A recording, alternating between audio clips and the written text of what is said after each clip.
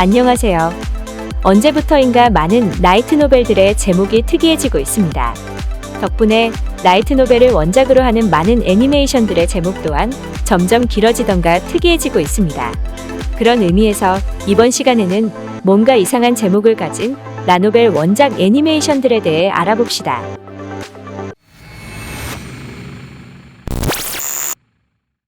지금 많은 라이트 노벨들의 제목이 문장형이 된 것에는 이 작품이 큰 영향을 해서라고 합니다. 한때 러브 코미디 장르의 좋은 쪽이든 나쁜 쪽이든 큰 파장을 불러온 내 여동생이 이렇게 귀여울 리가 없어입니다. 과거에는 어마금, 자간의 샤나같이 짧은 제목이 대세였는데 내여기의 흥행 이후 정말 많은 작품들이 문장형을 띠기 시작했습니다. 내여기가 여동생물 흥행에도 많은 영향을 준 것은 사실이기 때문에 이런저런 문제는 많았지만 현재의 애니메이션과 라이트 노벨 업계에 큰 영향을 준 작품인 것은 사실입니다. 작가가 자발적으로 문장형 제목을 사용한 경우도 있지만 가끔 작가의 의도와는 다르게 타인 측 편집자에 의해 제목이 문장형이 되는 경우도 있습니다. 제목이 문장형인데도 성공한 경우도 있지만 문장형 제목이 도움도 안 되고 오히려 제목을 바꾸고 나서 흥행한 경우도 있습니다. 제목이 문장형인데도 성공을 한 작품은 던전에서 만남을 추구하면 안 되는 걸까입니다. 현재에 와서는 큰 인기를 가지고 있는 작품이지만 사실 이름이 2번 정도 바뀌었습니다.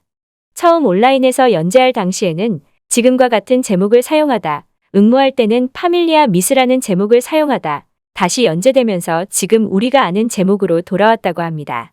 작가 본인은 파밀리아 미스가 더 마음에 드는지 그렇게 불러줬으면 하지만 실제로 사람들은 덤만추와 같은 약자로 부르고 있습니다. 파밀리아 미스가 너무 평범한 이름이기도 하기 때문에 눈에 안 띄일 것을 우려해서 바꾼 것으로 알려져 있습니다. 반대로 제목이 아무런 도움을 주지 않는 것을 넘어 제목에 의해 피해를 받은 작품은 문제아 시리즈입니다. 보통 애니화가 되면 원작에 도움이 되는 경우가 많은 반면 문제아 시리즈는 애니화 방영 이후에도 원작 판매량에 큰 영향을 주지 못했습니다. 일부의 제목인 문제아들이 이 세계에서 온다는 모양인데요는 편집자가 긴 제목을 요구하면서 붙인 이름이고 원래 사용하려던 이름은 작품의 중요 주제인 기프트 게임이었습니다. 제목이 그나마 애니의 상황과는 맞았지만 원작의 분위기랑은 전혀 맞지 않았고 제목 자체가 진입장벽이 되고 말았습니다.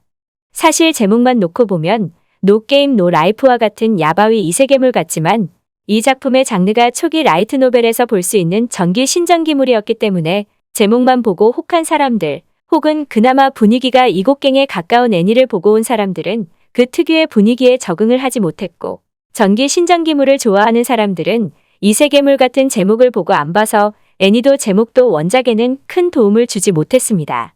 그나마 2부의 제목을 라스트 엠브리오로 바꾸면서 판매량이 상승세를 보이고 있다고 합니다.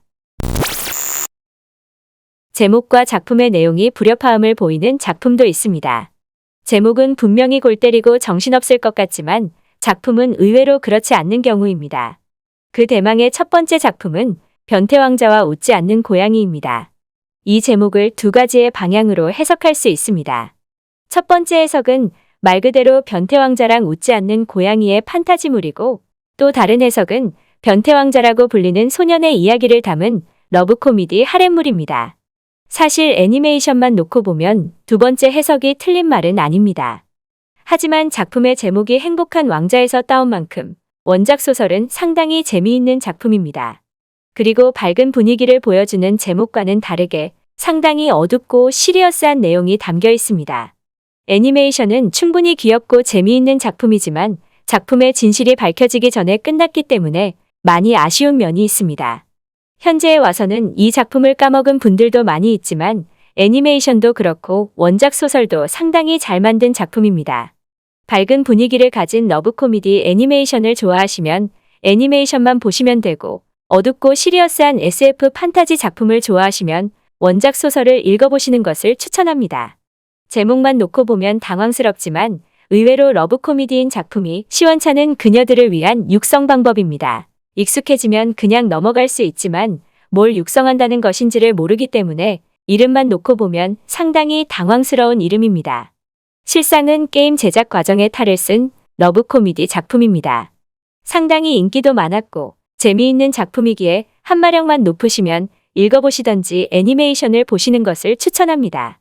제목 때문에 도망갈 수 있는 또 다른 작품은 청춘돼지는 바니걸 선배의 꿈을 꾸지 않는다입니다. 사실 작가인 카모시다 하지메는 이런 제목에 대해서 전과 이범입니다. 이 사람의 전작이 이름만 놓고 보면 SM 플레이를 하는 작품인 사쿠라장의 애완 그녀입니다. 두 작품 다 제목이 진입장벽이고 작가 본인도 그것을 잘 알고 있습니다.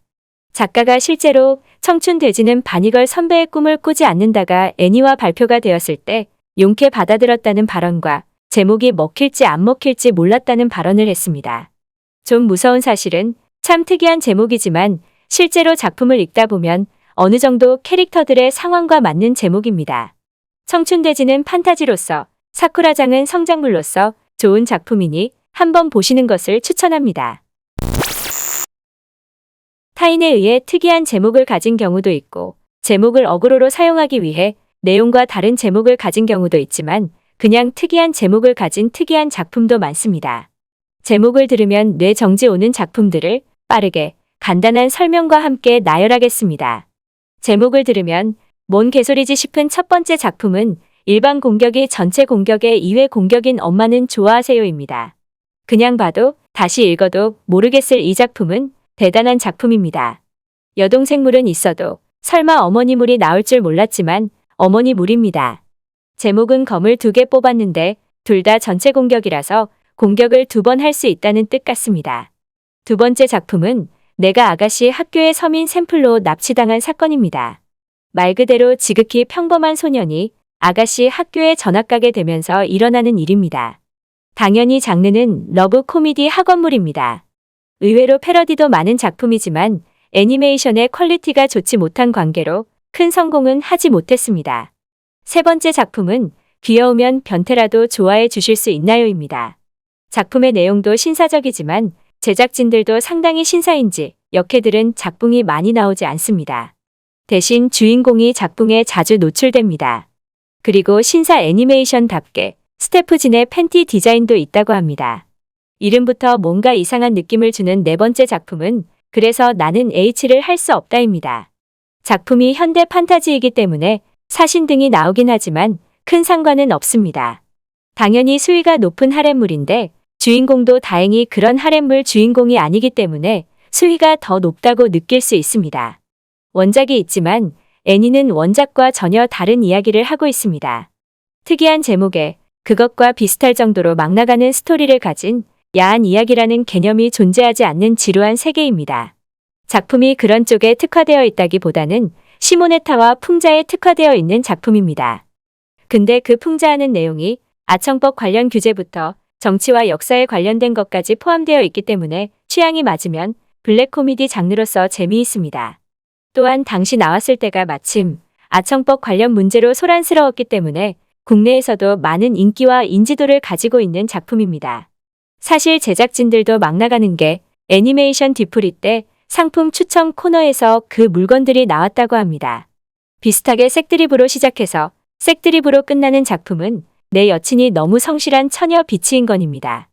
이 작품은 그나마 제목과 비슷하게 그런 야릇한 시츄에이션도 나오기는 하지만 실상은 진짜 색드립 대잔치입니다. 근데 아무리 생각해도 애니메이션 방영을 할 때 제목을 그대로 쓰기 어려웠는지 처녀를 한자가 아니라 히라가나로 썼습니다.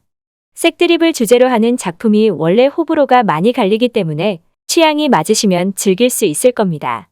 제목은 보는 사람들의 시선을 모으게 하는 첫 번째 요소입니다. 제목에 의해 볼 작품도 안 보게 되고 안 볼 작품도 보게 됩니다.